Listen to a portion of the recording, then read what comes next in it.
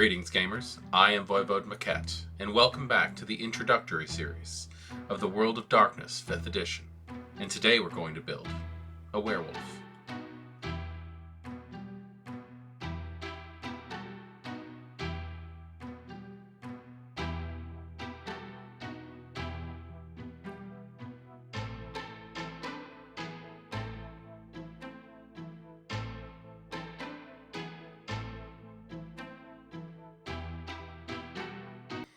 When you play a World of Darkness game, you get to pick up one of the various denizens of the night. In Masquerade, you play a vampire. In Reckoning, you play one of the hunters that's fighting against the night. In Apocalypse, you take on a creature that is both physical and spirit. One who runs off the wisdom of nature and the rage that's uncontrollable within themselves. Werewolf the Apocalypse, I have found, is one of the more strenuous games. Because you are a monster, but you're also human. You are directly tied to the physical world, but you're also tied to the spiritual. It's one of those things where you don't realize how bad it can be until you actually experience it yourself. I've run through the plotline in the back of the core book, no matter how small, with players of my own game. It's up if you want to check to see how well that went. We had a lot of fun, but these veteran vampire players realized that it's actually worse being a guru. While playing it, we ended up meeting up with a young, newly turned cub by the name of Hannah. And due to the fact that Hannah did not have a character sheet in this book, she's the one that we're going to build today. So, we're going to look at the Werewolf the Apocalypse 5th edition character sheet and fill it in for this newly shifted guru.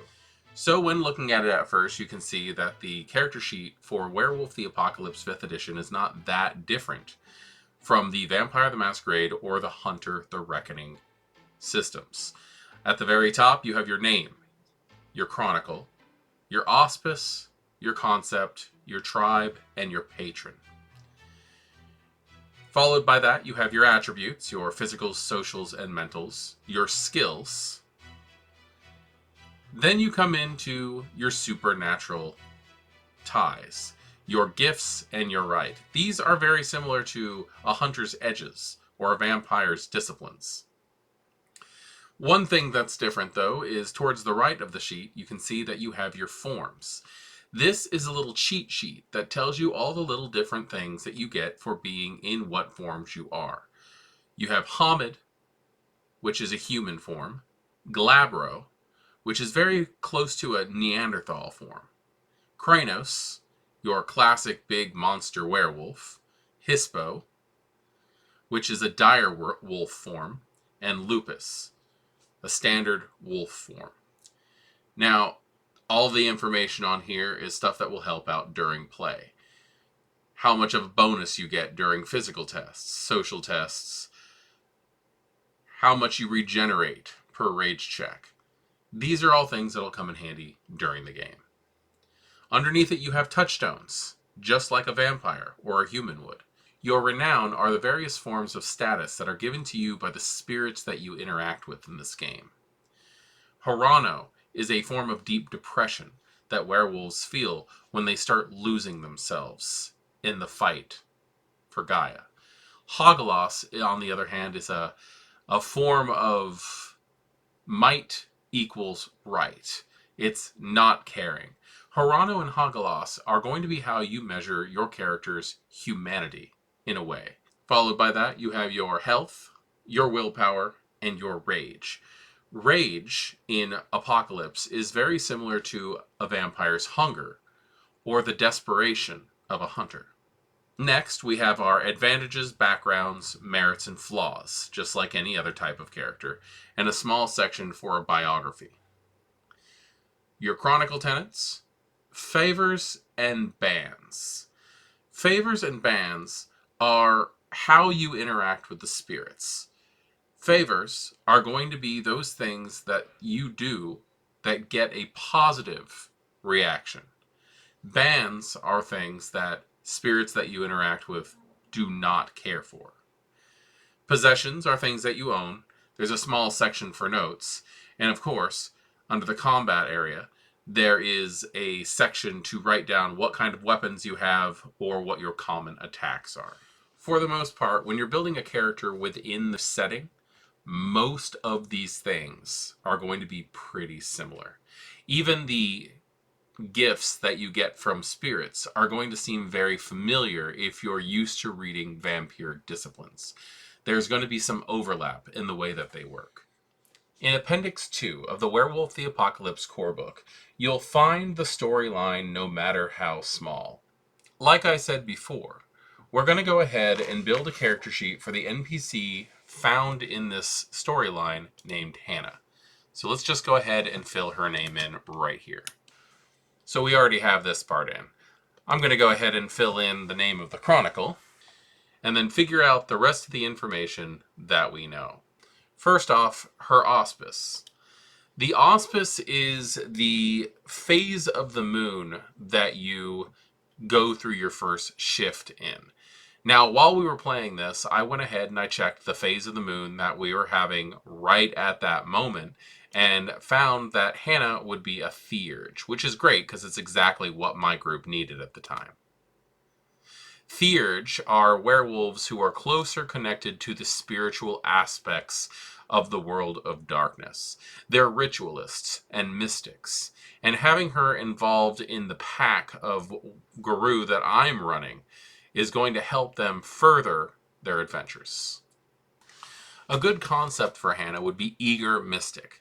She's new, she's excited, and she's feeling this more as fun than anything else.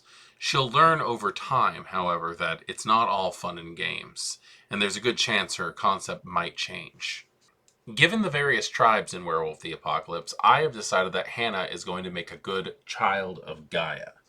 The children of Gaia concern themselves with the greater mysteries of their namesake, and seek to understand the enigmas that exist in her presence. A child of Gaia is challenged by nothing so much as the conundrum to investigate, or a wound, literal or figurative, to mend. And they are especially drawn to the esoteric umbra.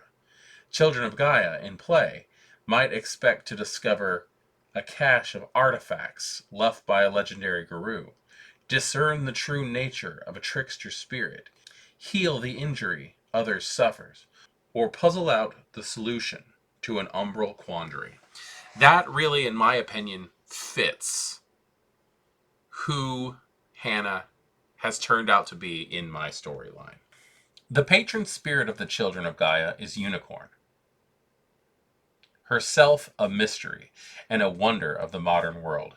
Humans think of unicorns as spirits of the forest, and that can be true, but just as much, Unicorn is a spirit of mysterious places, those locales that are themselves elusive as she. Unicorn and the children of Gaia are associated with wisdom. So after that, we should probably, since we know her patron spirit, let's go ahead and go down to her favors and bans. So right now, she's going to start off with favors and bans associated with the unicorn. Unicorn encourages her followers to learn how people and spirits interrelate, understand what makes the Umbra and the physical world work as they do, and restore things to their function. A child of Gaia may add a die to an awareness or insight pool related to learning something about an individual person, animal, or spirit. So, as a favor, Hannah gets a +1 to insight or awareness rolls to learn about a person, animal, or spirit. As a child of Gaia, her bane states that Unicorn is forthright and despises dishonesty. If a child of Gaia must lie or misdirect, or hide truths specifically for personal gain, they may recover only a single willpower at the start of their next session instead of their composure or resolve rating. So I'm going to put down only recover 1 willpower if use of lies and misdirects for personal gain. And that is the top of Hannah's character sheet all figured out. Next, we need to work on the attributes. Now this is going to be identical to the way that we handled the humans and the vampires in the previous videos. You take 1 attribute at 4, 3 attributes at 3, 4 attributes at 2, and 1 attribute at 1. For Hannah, I decided to lean into the fact that she has lived as kind of a quirky housewife for the majority of her life. She's that fun pagan chick, but she's had a husband who handles most of the things for her. She can be a little charismatic because she is an attractive person. So we went ahead and put charismatic as her first thing. Her 3, I put in stamina, manipulation, and intelligence. Stamina because I see her as the kind of person who does endurance training when it comes to going to the gym or something like that. She's a power walker kind of individual. Her manipulation because she knows how to use her personal feminine wiles to get what she wants, but she's also a very smart individual. So we went ahead and gave her that. The 4 attributes at 2, I decided strength because I do want her to be a physical, apt person. Composure and resolve because I want her to have some willpower, but I also want her to be an individual who rushes headlong into situations and doesn't think about them very much at first. And her wits because I want her to be on her feet. Dexterity because I also want her to be a little bit of a klutz. I think she could end up bringing some fun into situations and where she's going to be very useful and something that the players in this chronicle are going to be able to utilize to get things done. I don't want her to be the central factor of anything that wins in most fights. After that, we're going to go ahead and fill in her health and her willpower. Her health is going to be her stamina plus 3. So she has 3 points already in her stamina. So she's going to get 3 on top of that, making her health 6. So everything that she's not going to use, I'm going to go ahead and fill in with an asterisk. Alright, so I went ahead and I filled in her negative health with asterisks. These might change as she grows and gains more stamina or if she collects a gift that affects her health. These extra boxes towards the back, marked under the word Krenos, are for when she's in her full wolf form. She gets an additional 4 health levels when she enters that form. As far as her willpower goes, that's going to be a composure, which is 2, and her resolve, which is also 2. So that'll be 4. The rest of these are all going to be filled in as well. Alright, so that's all taken care of. Next we move on to the skills. On page 89 of the core book, under the character creation chapter, it goes into how the skills can be separated. You can play a jack-of-all-trades character, a balanced character, or a specialist character. This is going to end up making it so that your character is going to have different types of skill trees. Whether or not your character is going to be great at very honed specific things, have a good idea how to handle a lot of different situations, or just have the ability to handle pretty much anything gets thrown at them in a moderate fashion. The way that I like to do this is going through and figuring out what skills I like to have on my character. Not specifically going through the skills themselves, but to see how many would actually fit in to putting a character together using these skill distribution sets. The reason I do that is because each one of these distribution sets comes with a different number of single skills that they would have filled in with various points. A jack of all trades, for instance, comes with 19 individual skills when put together at basebook. A balanced character comes with 15 individual skills, and a specialist comes with 10. So I'm going to go ahead and look over these and see which ones I think Hannah should have, given the way that I've been playing her lately. Alright, so taking some time to think about it, I have all of the skills that I think that Hannah should have on her sheet as she's been played already. Again, I want her to be somebody who goes for morning jogs and has a gym membership. So I gave her a little bit of athletics. I also gave her crafts because she's kind of a crafty person. She's the kind of person who likes to glue things to things and make her own art. I've stated that Hannah likes to go camping, so I gave her a point in survival. She's going to love animals, so she gets an animal ken.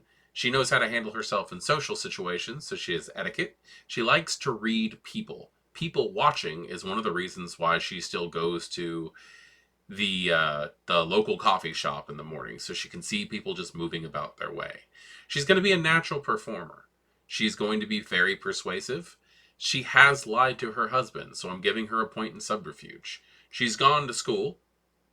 She seems to be very aware of her surroundings. However, I don't think she's very good at looking for things herself.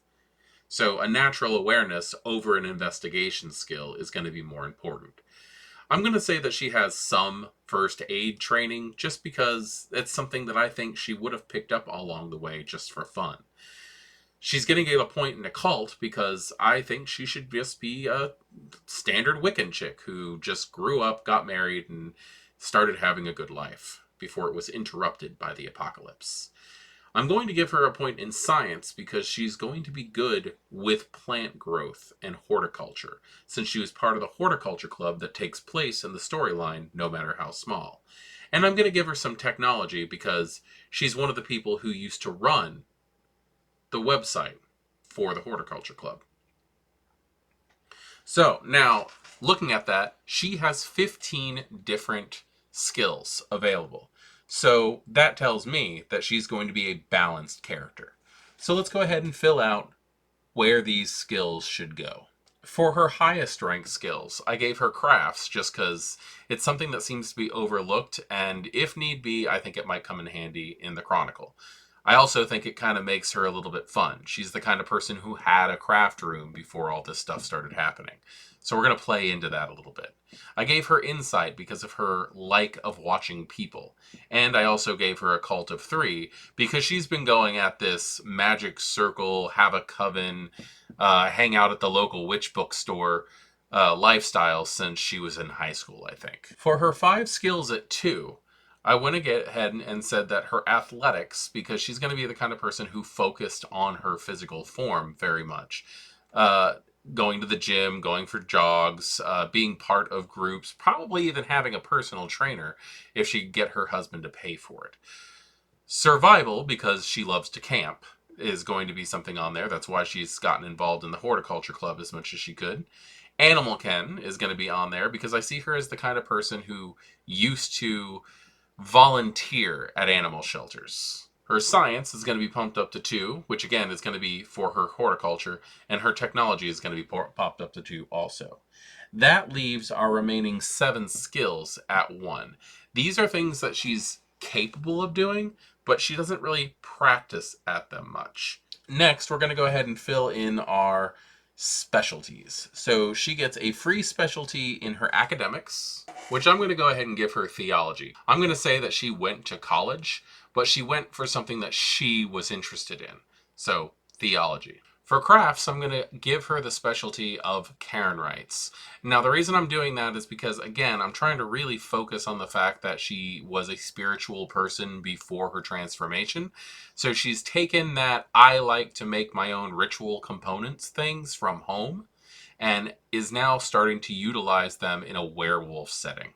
As somebody who has taken the time to go to pagan gatherings and things like that and participate in performing the rituals, I'm going to go ahead and put down that her performance is specialized in rites. And finally, her science skill is going to be specialized in horticulture, which is kind of the thing that she can do that has gotten her into all the trouble that she's in now. Giving us the ability to give one skill specialty that is personally chosen for us. And I think I'm going to go ahead and put that into insight for empathy, because that's something that she does for fun. She likes to watch the people around her and just try to figure out what they might be feeling at the given time. Next on the docket here, we get to allocate our advantages, which are located on page 97 of the core book. We get 7 points of advantages and 2 points in flaws. I've decided to start Hannah off with a Karen merit, Awakened Karen.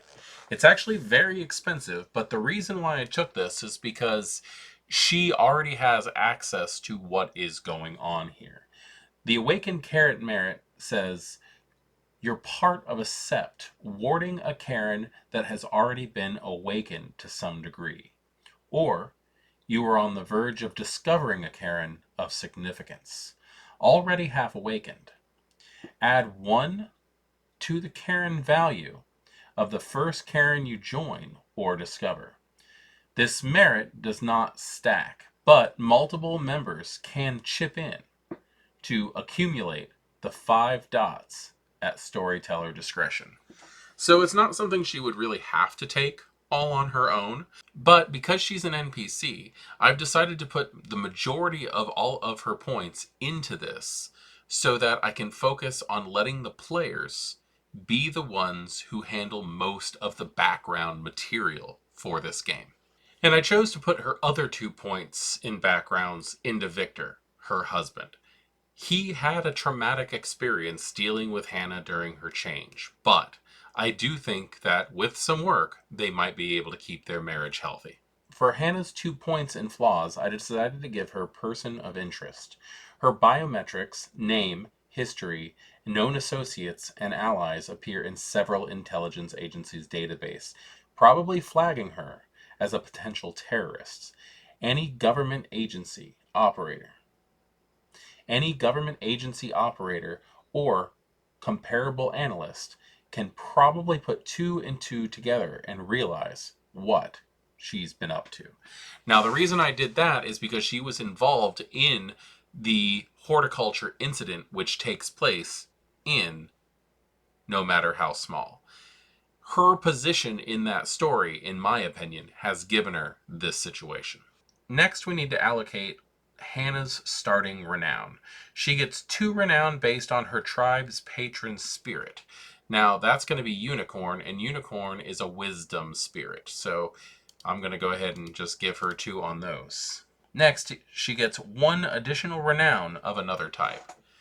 Given everything that she's done, I'm going to go ahead and say she has more glory than she does honor, because I'm going to base the renown off of what she's gone through in the storyline that she's already appeared in. Next is the fun part. We get to choose what gifts Hannah gets to start with. For Hannah's gifts, I've chosen Cat's Feet, which allows her to gain supernatural balance and agility, which typically happens all the time, unless it happens by surprise, in which case the pool would be wits plus survival. The cost is 1 will and can be used in any form. She gets that gift as a native gift. Any guru can learn any native gift. For her auspice gift, I chose to give her Mother's Touch as a theurge. The theurge can channel spiritual power through their hands to heal the wounds of any other living creature. The gift does not heal the user, spirits, or the undead, and a bear spirit grants this gift. The pool is her intelligence plus her glory. The cost is a willpower, and this can also be used in any form. I figured since Hannah is the mother hen of the pack, so to speak, she should probably be able to heal them with little trouble. Next is her tribe gift, and I chose, since the children of Gaia tend to be those who can interweave throughout different cultures and societies, that I'd give her Brother's Scent, where she can fit in of any crowd of her choice. Those who have no reason to suspect the guru's presence simply overlook them, whereas more suspicious subjects find it hard to detect the imposter. An avatar of Unicorn grants this gift. It doesn't really have a pool. It's just something that happens. However, it does cost a willpower. And you'll notice that I wrote down under the notes the thing that I tend to forget the most is that these powers can only be used in specific forms a lot of the times. So Cat's Feet can be used in any form. Mother's Touch, also any form. Brother's Scent can only be worked if you're Hamid, unless you're hanging out with the other guru, because sometimes the guru end up fighting the other Guru, and being overlooked in those situations might come in handy. The final thing we have to fill out for Hannah on this section is her right. At character creation, all characters come with one single right. Since in the storyline that I ran, Hannah already used the right of shadow passage, I decided to just go ahead and make that her single right to start with. This power can be used with any renown plus occult. And every brutal result, that's a 1 or a 2, that pops up on your rights roll will cause an aggravated damage to every participant in this group. However, Rite of Shadow Passage is actually very, very important. Uniquely, Guru are creatures of both flesh and spirit. This rite lets the pack briefly open a way between the physical world and the Umbra, allowing werewolves to pass from one to the other or back again. So this is actually something that is fairly important to the character, considering the fact that she's most likely going to end up being the rights master, unless one of the other players steps up and decides to take the position themselves. Last but not least, we need to work on taking Hannah's touchstones. Guru have a complex relationship with humankind, an even more complicated relationship with their own nature, which puts werewolves apart from humanity, but amid it. Whereas most werewolves are born to human families, those who begin life as wolves must also cope with the part of themselves that is human. Even after the first change, Guru retain connections to friends, lovers, families, and home. Few werewolves sever all contact to their past, and those who do often still secretly cherish the memory of what once seemed to be an ordinary life. So you still have to choose touchstones, those things that keep you anchored to your mortal existence. Most of the time that's end up going to be a human, but it could also be, if you are born to wolves, a wolf. These are things that can pop up. Now, just as in Masquerade or Reckoning, you can choose between 1 and 3 touchstones. And off the top of my head, I'm going to have to go ahead and say that Hannah's first touchstone is going to be Victor, her husband. After that, I think what I might do, just to keep the game tied in to no matter how small, is I'm going to add a little bit of a trauma bond for Hannah and the stuff that she's gone through. So I do believe that her other touchstone that's going to be connected to the storyline is going to be Birgit van Gelder, who was one of the NPCs who popped up in No Matter How Small and tied the story together for the conclusion. I think I'm going to go ahead and just give her those, due to the fact that Hannah is going to throw herself full throttle into werewolf existence. So, aside from coming up with a personal story and everything else, which I might actually, just for the fun of it, put into this later on, that is a werewolf character sheet. They don't get extra experience traits or anything like that at character creation the way that Kindred do. They are put together like this because, much like the hunters that are found in Hunter the Reckoning, werewolves, for the most part, are human. And they have the same lives and experiences as humans at character creation as the hunters would themselves. And that's that. It's that simple. Building a vampire, building a human, or building a werewolf are very, very similar when you get down to the brass tacks of how the mechanics work. However, running a story, that's 100% up to you guys. The storyteller and the players are going to interact to create this world of personal fantasy or personal horror, depending on how you decide that you plan on running it.